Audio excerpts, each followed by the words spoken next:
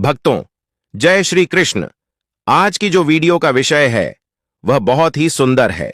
भक्तों, आज मैं आप लोगों को गोवर्धन पूजा संबंधित संपूर्ण जानकारी बताऊंगा और इस वीडियो में बताऊंगा कि गोवर्धन पूजा के दिन हमें गौमाता को क्या खिलाने से हमारे घर में धन की प्राप्ति होती है तथा गोवर्धन पूजा संबंधी संपूर्ण जानकारी इस वीडियो में बताऊंगा। अपना कम से कम 8 से 10 मिनट का बहुमूल्य समय जरूर दें, फिर आपको समझ में आ जाएगा कि हमें जो है गोवर्धन पूजा क्यों करनी चाहिए और हमें गौ माता को इस दिन अंकुर क्यों खिलाना चाहिए। वीडियो को ध्यान से देखना, प्राचीन ज्ञान चैनल में बने रहना, आपको संपूर्ण जानकारी इसी चैनल में प्राप्त होगी। भक्तों, इस बार दिवाली की तिथि की वजह से गोवर्धन पूजा की तारीख को लेकर कंफ्यूजन बना हुआ है और लोगों में असमंजस है कि गोवर्धन पूजा 21 अक्टूबर को मनाई जाएगी या फिर 22 अक्टूबर को। ऐसे में भक्तों, सबसे पहले जानते हैं गोवर्धन पूजा कब है 2025 में और गोवर्धन पूजा का शुभ मुहूर्त क्या है।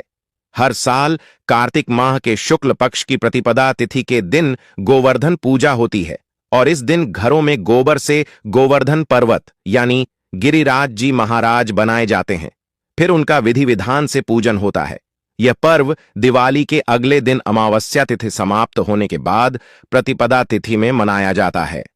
वैदिक पंचांग के अनुसार उदया प्रतिपदा तिथि 22 अक्टूबर को मान्य रहेगी, इसलिए गोवर्धन पूजा का त्योहार भी इसी दिन मनाना उत्तम रहेगा।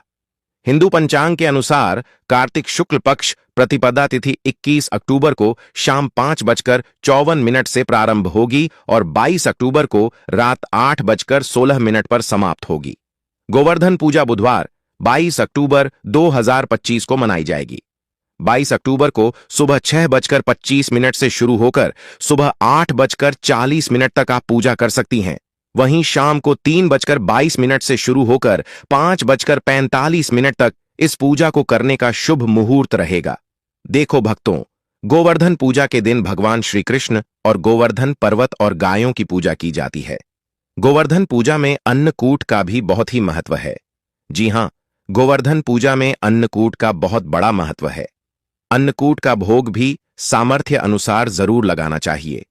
कहीं कहीं लोग मूंग दाल और बाजरे को मिलाकर खिचड़ी बनाते हैं, तो कहीं कहीं अन्नकूट में भगवान श्री कृष्ण को 56 भोग का प्रसाद भी लगाया जाता है। इस प्रक्रिया को अन्नकूट कहा जाता है। भक्तों, आइए जानते हैं गोवर्धन पूजा पर चढ़ाए जाने वाले अन्नकूट प्रसाद का 56 भोग के बारे में, अर्थात इसका क्या महत्व है। अगर आज की वीडियो आप मिस करते हैं तो फिर सारी जिंदगी आप इस प्रकार की जानकारी को पाने से वंचित रह जाएंगे, क्योंकि कोई भी आपको YouTube में इतने विस्तार से नहीं बताएगा जितना आज हम यानी प्राचीन ज्ञान चैनल आप लोगों को विस्तार से बताएगा। देखिए, आइए जानते हैं अन्नकूट, अर्थात नाम से ही स्पष्ट है अन्नकूट, जैसे इसके नाम से लगता है कि यह बहुत सारे अनाजों का मिश्रण होता है। तरह तरह के पकवानों से भगवान की पूजा की जाती है। इस प्रसाद को अलग अलग बांटने की बजाय इकट्ठा बांटा जाता है। इस मिश्रण का स्वाद निराला होता है। भगवान ने इस अन्नकूट के प्रसाद में कई सारी सब्जियां मिलाकर, देखिए, भगवान का इस प्रकार का जो प्रसाद है इसमें कई प्रकार की सब्जियां मिलाकर आप मिक्स कर सकते हैं, जैसे खड़ी है, चावल है, पूरी है, रोटी है, मूंग की खिचड़ी है, बाजरा है, हलवा है। सामर्थ्य के अनुसार जो भी आपसे बने, भगवान के प्रसाद में इस प्रकार की चीजों को मिलाकर भगवान को भोग लगा सकते हैं। आइए जानते हैं अन्नकूट की कथा की शुरुआत। तो कुछ कथाओं में इस प्रसाद के बारे में कहा गया है कि जब भगवान कृष्ण ने देवराज इंद्र के घमंड को चूर करते हुए गोवर्धन पर्वत की पूजा की और इंद्र ने गुस्से में बहुत ही ज्यादा वर्षा की, तब भगवान श्री कृष्ण ने सभी वृंदावन वासियों को लेकर गोवर्धन पर्वत के नीचे आ गए थे और इसी पर्वत के नीचे लगातार 7 दिन बिताए थे। इस दौरान सभी ने अपने साथ लाए हुए जो खाद्य सामग्री, जितने भी वहां के रहने वाले लोग थे, सभी ने खाद्य सामग्री लाई और दोनों को मिलाकर बांटकर आपस में खाया। इसका स्वाद इतना ज्यादा अद्भुत था कि इसे खाने के लिए स्वयं भगवान कृष्ण ललचा गए थे। बाद में वह अन्नकूट प्रसाद के रूप में गोवर्धन पर्वत को भोग लगाकर खाया जाने लगा। खुद भगवान कृष्ण ने सुप्रिय प्रसाद का हर वर्ष गोवर्धन पूजा करके भोग लगाकर अन्नकूट उत्सव मनाने की आज्ञा दी। दोस्तों, प्राचीन ज्ञान चैनल के इस वीडियो में जानते हैं कि गोवर्धन पूजा किस प्रकार से की जाए। भक्तों, अब आप लोगों को अन्नकूट के बारे में जानकारी प्राप्त हो गई है। अब गोवर्धन पर्वत की किस प्रकार से पूजा की जाए, तो गोवर्धन पूजा करने के लिए आपको सबसे पहले घर के आंगन में गोबर से गोवर्धन का चित्र बनाएं। इसके बाद रोली, चावल, खील बताशे, जल, दूध, पान, केसर, फूल और दीपक जलाकर गोवर्धन भगवान की पूजा करें।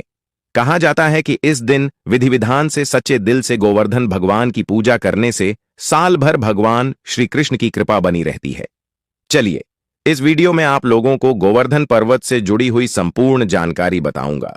दोस्तों, इस वीडियो में आप लोगों को बताऊंगा कि हम जो है गोवर्धन पर्वत की पूजा क्यों करते हैं। साथ ही साथ में गोवर्धन पूजा की जो कथा बताऊंगा, इस कथा को अगर कोई भी व्यक्ति सच्चे मन से सुनता है तो ऐसे व्यक्ति के जीवन में चल रही सभी प्रकार के कष्ट तत्काल समाप्त होते हैं।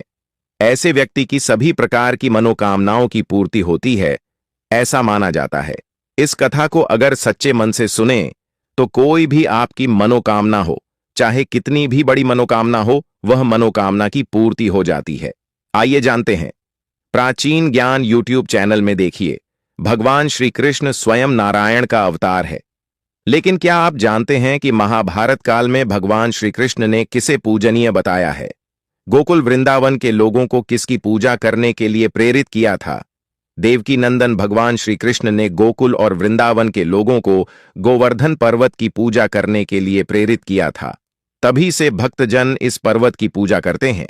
तो आज भी ऐसी मान्यता है कि मथुरा के पास में स्थित जो गोवर्धन पर्वत है, इनकी पूजा करने से भक्तों की सभी मनोकामनाओं की पूर्ति होती है।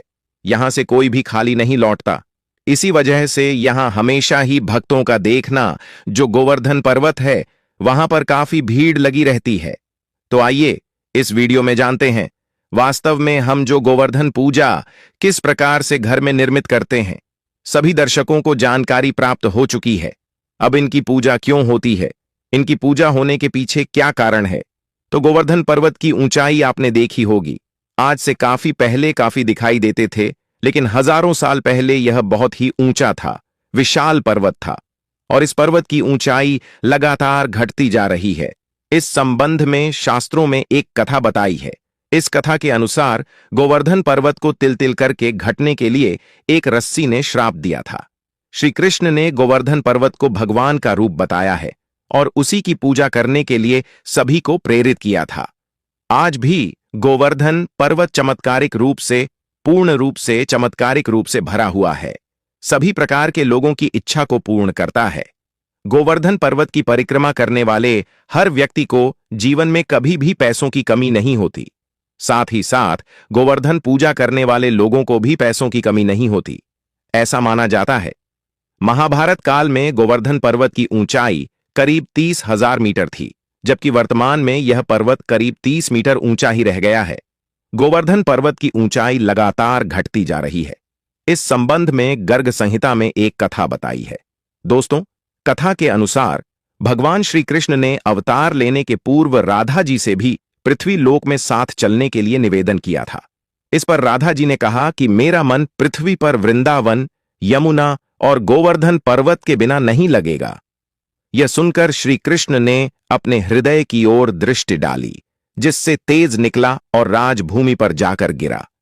यही तेज पर्वत के रूप में परिवर्तित हो गया। शास्त्रों के अनुसार यह पर्वत रत्न, झरने, कदम आदि वृक्षों से सुशोभित है और अन्य सामग्री भी इसमें उपलब्ध थी। इसे देखकर राधा जी बहुत प्रसन्न हुई तथा भगवान श्री कृष्ण के साथ उन्होंने भी पृथ्वी पर अवतार धारण किया। चलिए, प्राचीन ज्ञान चैनल के इस वीडियो में जानते हैं कि गोवर्धन पूजा के दिन हमें गाय को कौन सी वह एक चीज खिलानी चाहिए। भक्तों, हमारे प्राचीन धर्म ग्रंथों में गाय को एक अत्यंत महत्वपूर्ण और पवित्र पशु माना जाता है। शास्त्रों में गाय को माता कहा गया है और समस्त देवी देवता का पूजन गौमाता के शरीर में 33 कोटि देवी देवताओं का निवास होता है। गाय एक अत्यंत पवित्र, निर्मल, शांत, निष्पाप जीव है। ऋग्वेद में इसे संसार का पालन पोषण करने वाली कामधेनु माता कहा गया है।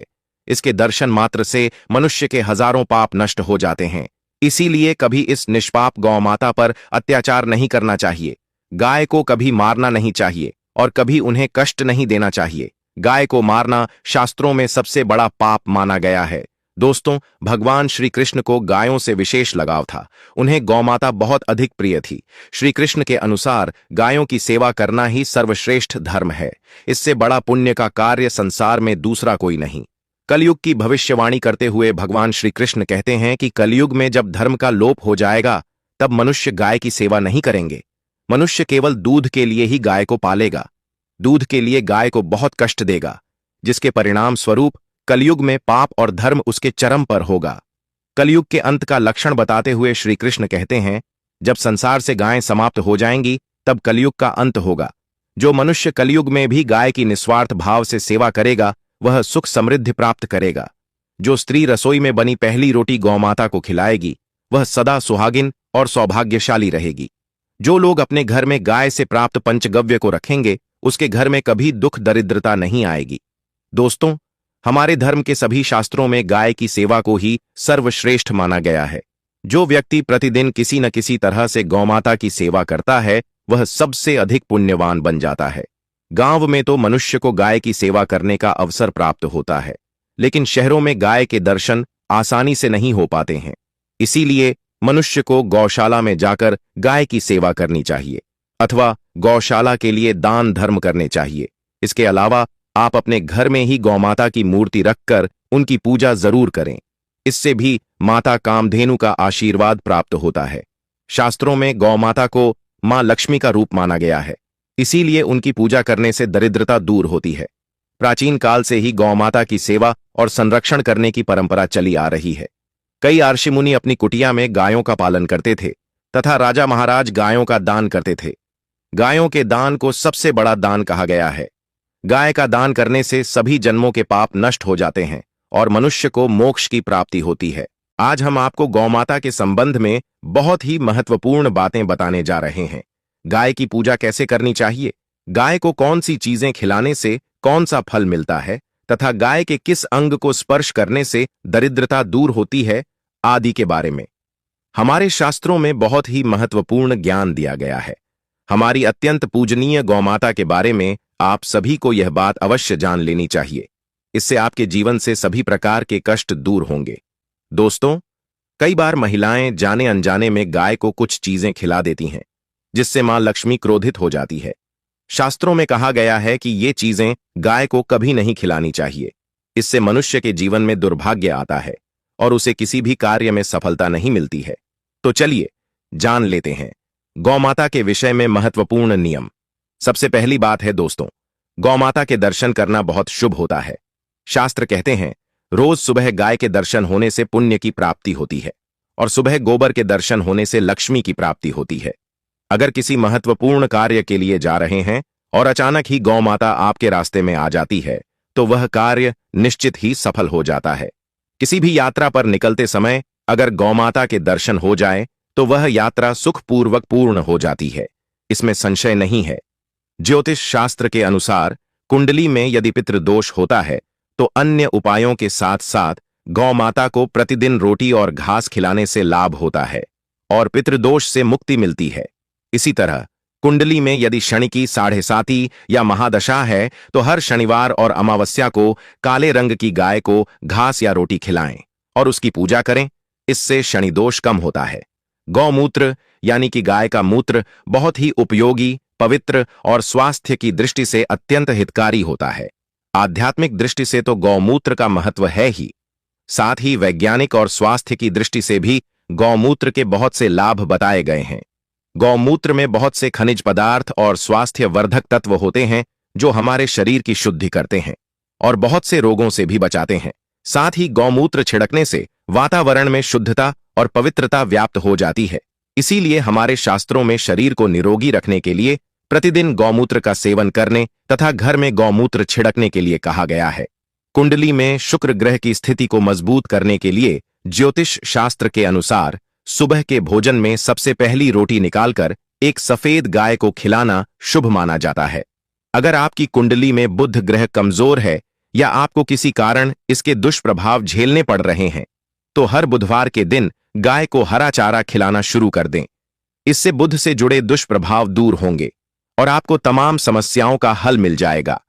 अगर कुंडली में मंगल दोष है जिसके कारण आपके जीवन में कई तरह की परेशानियां हैं, तो लाल रंग की गाय की सेवा करें। मंगलवार के दिन गाय का पूजन करें और उसे गुड़ और चने आदि खिलाएं। बृहस्पति ग्रह को जीवन के सभी मांगलिक कार्यों का कारक माना जाता है। ऐसे में अगर किसी व्यक्ति के जीवन में विवाह आदि मांगलिक कार्यों में विघ्न निर्माण हो रहे हैं, तो उन लोगों को कुंडली में बृहस्पति ग्रह की स्थिति को मजबूत करने के लिए रोटी पर गुड़ और चने रखकर गाय को खिला देना चाहिए। इससे आपको शुभ परिणाम प्राप्त होते हैं। अगर घर में अशांति है, लड़ाई झगड़े होते रहते हैं, तो घर में सुख शांति बनाए रखने के लिए घर के अंदर गाय के गोबर से बने उपले को जलाना चाहिए और उसका धुआं संपूर्ण घर में फैलाना चाहिए। इससे घर की नकारात्मक ऊर्जा नष्ट होती है और सकारात्मक ऊर्जा में वृद्धि होती है। गाय के दूध, दही, घी, गोबर और गौमूत्र से बनने वाले मिश्रण को पंचगव्य कहते हैं। पंचगव्य को पापनाशक कहा जाता है और हिंदुओं की धार्मिक विधि प्रायश्चित करने में इसका उपयोग किया जाता है। पंचगव्य को बनाने वाली सभी वस्तुएं अत्यंत उपयोगी होती हैं, जो स्वास्थ्य के लिए लाभदायक तो हैं ही, साथ ही औषधीय गुणों से भरपूर हैं। दोस्तों, अगर आपके द्वार पर गौमाता आती है तो उसे बिना रोटी खिलाए जाने मत देना, नहीं तो आपको दुर्भाग्य का सामना करना पड़ेगा, क्योंकि जिसके द्वार से गाय बिना कुछ प्राप्त किए लौट जाती है, उसके घर से लक्ष्मी भी चली जाती है। प्रत्येक स्त्री को प्रतिदिन गाय के लिए एक रोटी बनानी चाहिए और प्रेम से गौमाता को खिलानी चाहिए। इससे गौमाता का आशीर्वाद प्राप्त होता है और मन की इच्छाएं पूर्ण होती हैं। कुछ लोग गौमाता को बासी भोजन अथवा जूठन खिला देते हैं। इसे शास्त्रों में पाप माना गया है। गाय एक शाकाहारी और पवित्र पशु है, इसीलिए गाय के भोजन में कभी मांस, अंडे आदि चीजें नहीं डालनी चाहिए। ऐसा करने से महापाप लगता है। यदि आपकी कुंडली में चंद्र दोष है और जिसके कारण लगातार परेशानी उठानी पड़ रही है, तो आप यह एक उपाय जरूर करें। रोटी पर सफेद मक्खन, नमक और घी लगाकर गौमाता को खिला दें। यदि शनि दोष है तो आटे में थोड़े काले तिल मिलाकर रोटी बनाकर गौमाता को खिला दें। इससे शनि दोष समाप्त होता है। मंगल दोष को दूर करने के लिए रोटी पर हल्दी लगाकर गाय को खिलाना चाहिए। अगर घर में धन की समस्या है तो गुरुवार के दिन गाय को केले का फल खिलाना चाहिए। इससे दरिद्रता दूर होती है। दोस्तों, गौमाता के पीठ पर एक उभरा हुआ कुबड़ होता है। उस कुबड़ में सूर्य केतु होते हैं। जब भी आपके द्वार पर गौमाता पधारें, आप इस कुबड़ को एक बार जरूर स्पर्श करें। इससे आपके जीवन से सभी दुखों का अंत होगा और धन संपत्ति की प्राप्ति होगी। शास्त्रों में कहा गया है, जो मनुष्य तन मन धन से गौमाता की सेवा करता है, वह मृत्यु के बाद वैतरणी नदी को गौमाता की पूंछ पकड़कर पार कर लेता है। उस व्यक्ति की अकाल मृत्यु नहीं होती है और उसे मोक्ष की प्राप्ति होती है। जिस व्यक्ति के भाग्य की रेखा सोई हुई है, अगर वह व्यक्ति अपनी हथेली पर गुड़ रखकर गौमाता की जीभ से चटाता है, तो उसकी सोई हुई भाग्य रेखा खुल जाती है और उसका दुर्भाग्य सौभाग्य में परिवर्तित हो जाता है। तो दोस्तों, इस प्रकार से आप सभी गौमाता की सेवा जरूर करें। उम्मीद है आपको यह जानकारी अच्छी लगी होगी। वीडियो को लाइक जरूर करें और कमेंट में जय गौमाता और जय श्री कृष्ण जरूर लिखें। और इस वीडियो से संबंधित कोई भी सवाल हो तो हमें कमेंट बॉक्स में जरूर बताएं। स्वस्थ रहें, सुरक्षित रहें। धन्यवाद।